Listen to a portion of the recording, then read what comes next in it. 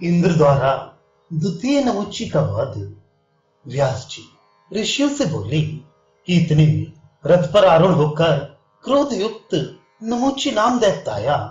वह सर्पाकार बाणों से देवताओं को पीड़ित करने लगा। समर में उसके बाणों को देव, सिद्ध, किन्नर व सर्प कोई नहीं सह सके।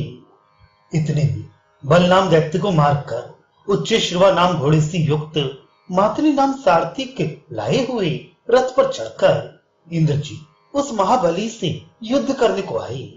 तब महावीर इंद्र को आए हुए देखकर दैत्यों में श्रेष्ठ नमुची नाम दैत्य इंद्र से बोला, हे इंद्र, प्राकृति देवों के मारने से हमारा यश, प्रिय लाभ और जय नहीं है।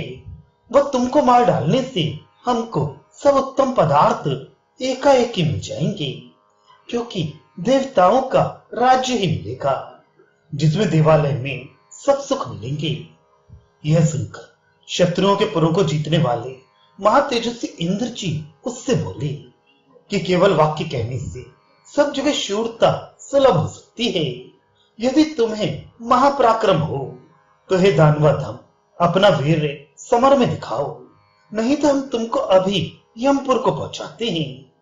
यह सुनकर महातेजस्वी दैत्य श्रेष्ठ बहुत कुपित हुआ। वह उसने 5 तीक्ष्ण बाणों से देवराज जी को मारा, परंतु इंद्र जी ने छुर की धार से भी तीक्ष्ण 5 बाणों से उसके शरों को काट डाला। बस दोनों महावीर परस्पर अपनी अपनी विजय चाहते हुए युद्ध करने लगे। सहसा वेग से बाणों को काटने लगे और पत्थर के समान बाणों से देहों को काटने लगे। उन दोनों ओर के वीरों ने रण में बहुत ही अपूर्व कर्म किए। लाघवता से बाणों को छोड़ना और ग्रहण करना दुर्लभ हो गया। उन दोनों को देखकर देवगण व असुरगण अति विस्मित हुए। तब उस दैत्य ने माया का अस्त्र छोड़ा। उसमें सब ओर से सैकड़ों सहस्त्रों बाण चले।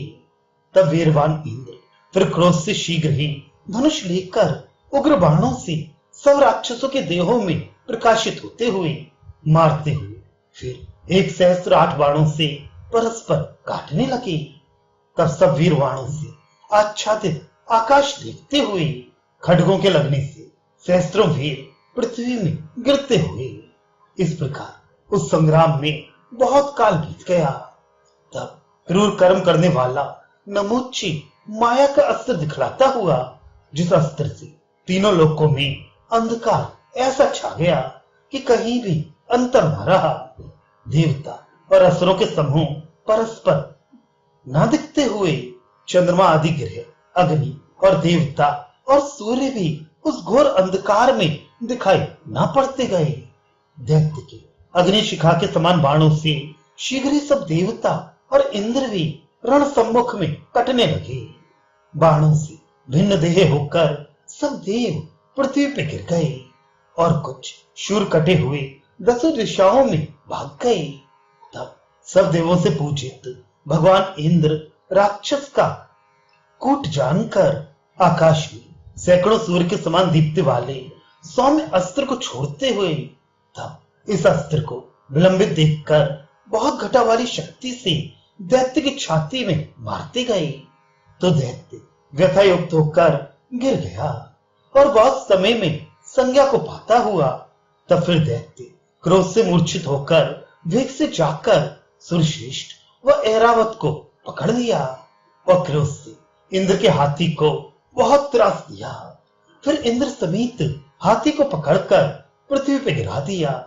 तब भूमि में प्राप्त इंद्र क्षण मात्र कष्ट पाते हुए और दैत्य इंद्र के पकड़ने और यूथपों के मारने के लिए हाथी के दांतों के बीच में स्थित हो गए।